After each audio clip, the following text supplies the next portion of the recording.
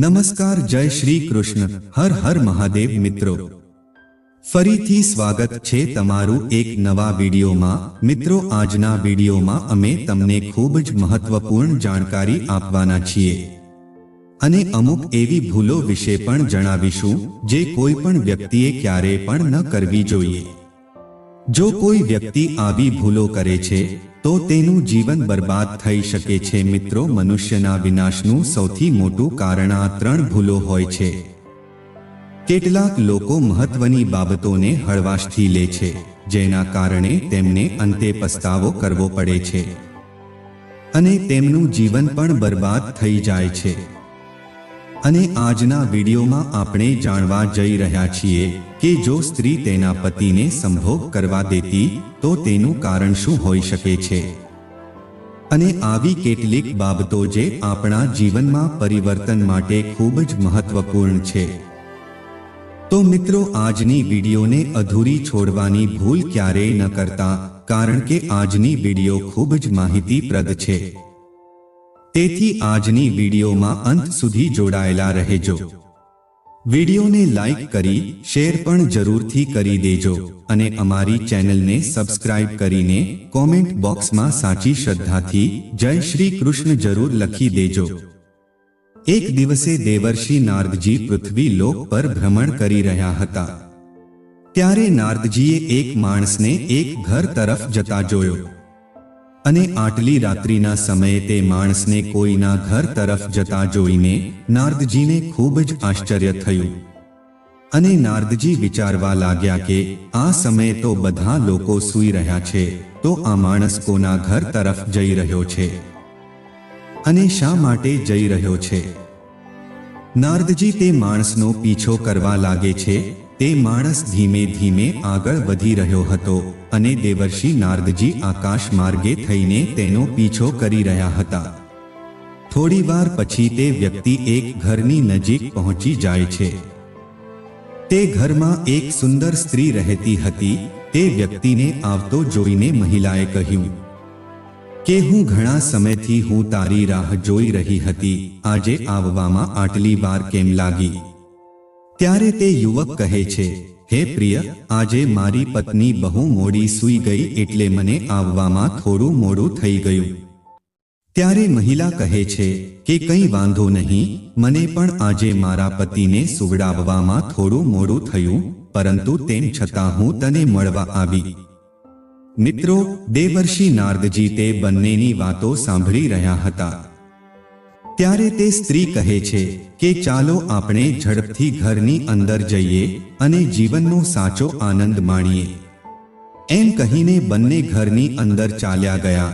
આ જોઈને દેવર્ષિ નારદજી આશ્ચર્યચકિત થઈ ગયા અને બોલ્યા કે પૃથ્વીના સ્ત્રી અને પુરુષ બંને પરિણીત છે, તે છતાં બંને પોતાના જીવનસાથી જોડે છેતરપિંડી કરી રહ્યા છે. પોતાના પતિ અથવા પોતાની પત્નીને દગો આપવો તે કેટલું મોટું પાપ છે, તે વાતની કોઈ શરમ નથી. લોકો આવું કેમ કરે છે? આનું કારણ શું હોઈ શકે છે? આ બધું જોઈને દેવર્ષિ નારના મનમાં ખૂબ પ્રશ્નો ઉઠવા લાગ્યા. ત્યારબાદ આ પ્રશ્નનો જવાબ મેળવવા માટે દેવર્ષિ નારદજી નારાયણનો જાપ કરતા કરતા આકાશ માર્ગે થઈને વૈકુંઠ તરફ ચાલવા લાગ્યા. થોડા સમયમાં દેવર્ષિ નારદજી વૈકુંઠમાં પહોંચી જાય છે, જ્યાં ભગવાન શ્રી કૃષ્ણ તેમના સિંહાસન પર બિરાજમાન હતા. ત્યારે દેવર્ષિ નારદને આવતા જોઈને ભગવાન શ્રી કૃષ્ણ કહે છે, આવો દેવર્ષિ, વૈકુંઠમાં તમારું સ્વાગત છે. તો દેવર્ષિ નારદજી ભગવાન શ્રી કૃષ્ણને પ્રણામ કરે છે. ત્યારે ભગવાન શ્રી કૃષ્ણ દેવર્ષિ નારદને કહે છે, આજે અચાનક વૈકુંઠમાં પધાર્યા છો, તમારા આવવાનું કારણ શું છે? ત્યારે દેવર્ષિ નારદજી ભગવાન શ્રી કૃષ્ણને કહે છે કે હે પ્રભુ, આજે હું પૃથ્વી લોકમાં ભ્રમણ કરી રહ્યો હતો અને આજે મેં એક વિચિત્ર ઘટના જોઈ અને આ ઘટના જોઈને મારું મન ખૂબ જ વિચલિત થઈ ગયું છે. મારા મનમાં એક ભયંકર પ્રશ્ન ઉદ્ભવી રહ્યો છે. હું તમારી પાસે આ પ્રશ્નનો ઉત્તર જાણવા આવ્યો છું. કૃપા કરીને મારા પ્રશ્નનો જવાબ આપીને મારી શંકાનું નિવારણ કરો.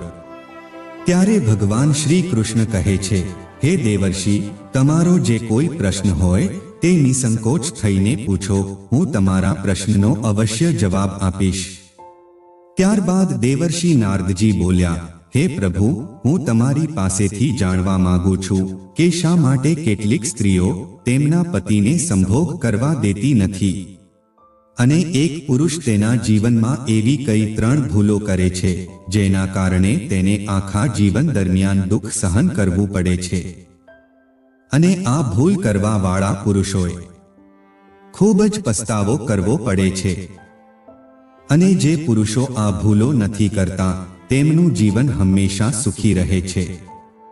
દરેક માણસે જીવનમાં કયા 3 કામ ન કરવા જોઈએ? ત્યારે ભગવાન શ્રી કૃષ્ણ નારદજીની વાતો સાંભળીને કહેવા લાગ્યા, હે દેવર્ષિ, આજે તમે ખૂબ જ ઉત્તમ પ્રશ્ન કર્યો છે. એ તમામ મનુષ્ય જાતિના કલ્યાણ અર્થે ખૂબ જ મહત્વપૂર્ણ પ્રશ્ન છે. આ પ્રશ્નનો જવાબ દરેક વ્યક્તિએ એકવાર અવશ્ય સાંભળવો જોઈએ, કારણ કે કેટલાક લોકો તેમના જુવાનીના સમયમાં આવી ભૂલો કરીને તેમનું આખું જીવન બરબાદ કરી બેસે છે. જે લોકો તેમનું જીવન સુખી અને ખુશહાલ પસાર કરવા માંગે છે તેમના માટે આ વાતો જાણવી ખૂબ જ જરૂરી છે. હે નારદજી, તમારા પ્રશ્નોના જવાબ આપતા પહેલા હું તમને ખૂબ જ મહત્વપૂર્ણ કથા સંભળાવવા જઈ રહ્યો છું. તમે આ કથાને અંત સુધી ધ્યાનપૂર્વક અવશ્ય સાંભળજો. ત્યારે દેવર્ષિ નારદજી કહે છે, હે પ્રભુ, તમારા મુખેથી આ કથા સાંભળવી મારા માટે સૌભાગ્યની વાત છે. કૃપા કરીને તમે મને કથા સંભળાવો. હું આ કથાને અંત સુધી અવશ્ય સાંભળી અને આ કથાનો હું સંપૂર્ણ લોકમાં અવશ્ય પ્રચાર પણ કરીશ. ત્યારે ભગવાન શ્રી કૃષ્ણ કથા શરૂ કરતા કહે છે કે હે દેવર્ષિ, મધ્યકાળની વાત છે. કોઈ એક નગરમાં એક ખેડૂત રહેતો હતો, જેને એક પુત્ર હતો. તેનું નામ દેવદત્ત હતું. તે ખેડૂત ખૂબ જ જમીનદાર હતો અને તે ખૂબ જ ધનવાન પણ હતો. તે ખેતી કરીને ખૂબ જ ધન કમાતો હતો. ખેડૂતનો જે પુત્ર હતો તે ધનવાન હોવાના કારણે ખરાબ મિત્રોની સંગત કરવા લાગ્યો અને આ સંગતના કારણે જ તે જુગાર પણ રમવા લાગ્યો હતો. અને આ જુગાર રમવાના કારણે તે તેના પિતાનું ધન વેડફી રહ્યો હતો. જ્યારે તેના પિતાને આ વાતની જાણ થઈ તો તેમને ખૂબ જ દુઃખ થયું. તે વિચારવા લાગ્યા કે મારે મારા પુત્રના લગ્ન કરાવી દેવા જોઈએ, જેથી તેના પર થોડી જવાબદારી આવશે તો તે તેની ખરાબ આદતોમાંથી ધીમે ધીમે બહાર આવી જશે. આમ વિચારીને તે ખેડૂતે તેના પુત્રના લગ્ન કરાવી દીધા. પરંતુ લગ્ન થયા બાદ તેનો પુત્ર દિવસ રાત તેની પત્ની પાસે જ રહેવા લાગ્યો, કારણ કે તેની પત્ની ખૂબ જ સુંદર હતી. ધીમે ધીમે સમય પસાર થતો ગયો અને થોડા વર્ષો પછી દેવદત્તના માતા પિતા મૃત્યુ પામ્યા. પછી કથા આગળ સંભળાવતા ભગવાન શ્રી કૃષ્ણ કહે છે કે હે નારદજી, દેવદત્તની પત્ની ખૂબ જ સુંદર હતી, પરંતુ દેવદત્ત તેની જુગાર રમવાની અને દારૂ પીવાની આદતને હજુ સુધી ભૂલાવી શક્યો ન હતો. અને આ જ ખરાબ આદતોના કારણે તેના પિતાએ બનાવેલી તમામ સંપત્તિ તેણે જુગારમાં વેડફી મારી હતી. અને હવે તેની પાસે ન તો ધન હતું કે ના તો તેની પાસે ધંધો કરવાની કોઈ આવડત હતી. હે દેવર્ષિ નારદ, કોઈ વ્યક્તિ રાજા પાસે કામ માંગવા જાય તો રાજા તેને સૌથી પહેલા એ પ્રશ્ન કરે કે તને શું કામ આવડે છે? જો તમારામાં કોઈ આવડત નહીં હોય તો તમને ક્યાંય પણ કામ મળશે નહીં. વ્યક્તિની કળા જ તેની ઓળખ હોય છે. અને દેવદત્ત પાસે તો કંઈ પણ ન હતું. અને આના કારણે દેવદત્ત તેના જીવનમાં એવા તબક્કે પહોંચી ગયો હતો કે જ્યાં તેની પાસે પસ્તાવો કરવા સિવાય કોઈ રસ્તો ન હતો. અને દેવદત્તને 2 પુત્રો પણ હતા અને તેના 2 પુત્રો ધીમે ધીમે મોટા થઈ રહ્યા હતા અને હવે તેમના લગ્ન પણ કરવાના હતા. હવે તેને પૈસાની જરૂર ખૂબ પડવા લાગી હતી. પરંતુ તેની પાસે 1 રૂપિયો પણ ન હતો. ઘર ચલાવવું પણ તેના માટે મુશ્કેલ બની ગયું હતું. એક દિવસ તે વાસનાથી વસીભૂત થઈને તેની પત્ની પાસે ગયો. ત્યારે તેની પત્નીએ કહ્યું, દુનિયાનું સૌથી મોટું સુખ માત્ર વાસના જ નથી, પરંતુ જરૂરિયાતમંદ લોકોની મદદ કરવી એ પણ છે. જે વાસનામાં આંધળા બની જાય છે તે પોતાના જીવનને વિનાશ તરફ દોરી જાય છે. હવે હું તમને જે 3 ભૂલો વિશે જણાવવા જઈ રહી છું તે તમે ખૂબ જ ધ્યાનથી સાંભળજો. નંબર 1, જે લોકો તેમની યુવાનીના શરૂઆતના દિવસોમાં સારી શિક્ષા અને આવડત મેળવતા નથી, તેઓ તેમના જીવનમાં અને કારકિર્દીમાં અનેક સમસ્યાઓનો સામનો કરે છે. તમારી આ ભૂલના કારણે તમારે આખી જિંદગી અનેક સમસ્યાઓનો સામનો કરવો પડી શકે છે. નંબર 2, જો તમે તમારી યુવાનીના દિવસોમાં કોઈ પણ કાર્ય કરવા માટે અનિચ્છા અનુભવો છો અને તે સમયનો યોગ્ય રીતે ઉપયોગ કરશો નહીં, તો ભવિષ્યમાં તમે તમારું લક્ષ્ય ક્યારેય પણ પ્રાપ્ત કરી શકશો નહીં અને તમારા જીવનમાં ઘણી મુશ્કેલીઓ આવશે. નંબર 3, ખોટી સંગતમાં રહેવું. યુવાનીના દિવસોમાં ખોટી સંગતમાં પડવું અને ખરાબ વ્યસનોની આદત કરવી તે તમારા ભવિષ્યમાં પ્રગતિમાં ખૂબ જ મોટો અવરોધ બની શકે છે. અને આ વ્યસનોની માયાજાળ તમને વિનાશ તરફ લઈ જાય છે. અને સૌથી મહત્વની બાબત એ છે કે તમારે તમારા સ્વાસ્થ્યની કાળજી રાખવી જરૂરી છે. જો તમે તમારા યુવાનીના સમય દરમિયાન તમારા શારીરિક અને માનસિક સ્વાસ્થ્યનું ધ્યાન ન રાખો તો તમારે જીવનમાં અનેક પ્રકારના રોગનો સામનો કરવો પડી શકે છે. તેથી આ વિશે સાવચેત રહેવું ખૂબ જ જરૂરી હોય છે. જીવનમાં કંઈક કરી બતાવવા માટે તમારું શરીર સારું અને ફિટ હોવું ખૂબ જ જરૂરી છે. નહીં તો તમને અંતે પસ્તાવો થશે અને તમને વિચાર આવશે કે આ ભૂલો મેં જો ના કરી હોત તો આજે મારું જીવન કંઈક અલગ જ હોય. પછી દેવદત્તની પત્ની તેના પતિને કહે છે કે હવે હું આ કામ વાસનામાંથી મુક્ત થવા માંગુ છું અને ભગવાનની ભક્તિ કરવા માંગુ છું. હવે આત્માને પરમાત્મા સાથે જોડીને ભગવાનની કૃપા પ્રાપ્ત કરવાનો સમય આવી ગયો છે. હું ભગવાનની સેવા કરવા માંગુ છું અને ભગવાન ચોક્કસ મદદ કરશે. દરેક વ્યક્તિનું જીવન બાળપણ સુધી બ્રહ્મચર્યનું હોય છે અને બાળપણ સમાપ્ત થયા બાદ વ્યક્તિ લગ્ન જીવનમાં જાય છે.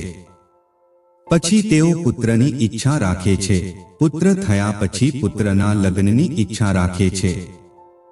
પછી વૃદ્ધ થવું અને પછી તે બ્રહ્મચારી જીવનમાં પાછા જવું જ્યાંથી તે જીવનમાં આવ્યો હતો. તેથી હવે બ્રહ્મચર્યનું પાલન કરવું વધુ સારું છે. તેથી વૃદ્ધાવસ્થાને આ કામ વાસનામાં વેડફી ના નાખવી જોઈએ. હવે આપણે પૂજા, પાઠ, ભજન, સત્સંગ વગેરે કરવું જોઈએ. તેથી તમે હવે સમજી ગયા હશો કે હું શા માટે તમારી સાથે કામેચ્છા કરવા માંગતી નથી. હવે આપણો એકમાત્ર લક્ષ્ય બાળકોના લગ્ન કરાવવાનું છે. હવે આ વાતોનો વિચાર પણ ન કરો અને સાચી રીતે મહેનત કરો તો ભગવાન આપણી ચોક્કસ મદદ કરશે. પછી કથા આગળ સંભળાવતા ભગવાન શ્રી કૃષ્ણ કહે છે કે હે દેવર્ષિ નારદજી, જે મારી સાથે સાચા હૃદયથી જોડાય છે તે જીવનમાં ક્યારેય દુઃખી રહેતા નથી. ત્યારબાદ દેવદત્તને કામની શોધમાં જતા એક વૃદ્ધ માજીને ત્યાં કામ મળી જાય છે અને તે વૃદ્ધ માજી ખૂબ જ ધનવાન હતા. તે વૃદ્ધ માજીને કોઈ પણ સંતાન ન હતું. દેવદત્ત તેમની સાચા ભાવથી સેવા કરે છે અને ઈમાનદારીથી કામ કરવા લાગે છે.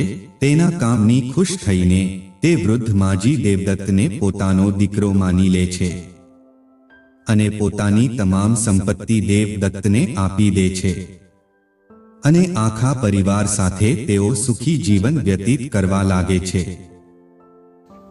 તો મિત્રો, આજની આ કથામાંથી આપણને બોધ મળે છે કે આપણા જીવનમાં જે કોઈ વસ્તુઓ અથવા જે કોઈ આદતો આપણને વિનાશ તરફ લઈ જાય છે તે આદતોથી હંમેશા દૂર રહેવું જોઈએ. જેમ કે જુગાર, ચોરી, દારૂનું વ્યસન, વેશ્યાવૃત્તિ, આ બધી બાબતોથી આપણે હંમેશા દૂર રહેવું જોઈએ. અને તમારા પરિવાર સાથે રહીને તમારી પત્ની અને તમારા સંતાનોને પ્રેમ કરો, તે જ જીવનનું સાચું સુખ છે. તો મિત્રો, આશા છે કે આજની વિડિયો તમને જરૂરથી પસંદ આવી હશે. આજની વિડિયો સારી લાગી હોય તો વિડિયોને એક લાઈક કરી વધુમાં વધુ શેર પણ જરૂરથી કરી લેજો. અને અમારી ચેનલને હજુ સુધી સબસ્ક્રાઇબ ના કરી હોય તો સબસ્ક્રાઇબ પણ જરૂરથી કરી દેજો. અને બાજુમાં આપેલા બેલ આઇકોનને પણ જરૂરથી પ્રેસ કરી દેજો, જેથી અમારા આવનારા નવા વિડિયોની નોટિફિકેશન સૌથી પહેલા તમને મળી શકે. ફરીથી મળીશું એક નવા વિડિયો સાથે. જય શ્રી કૃષ્ણ. હર હર મહાદેવ. જય માં લક્ષ્મી.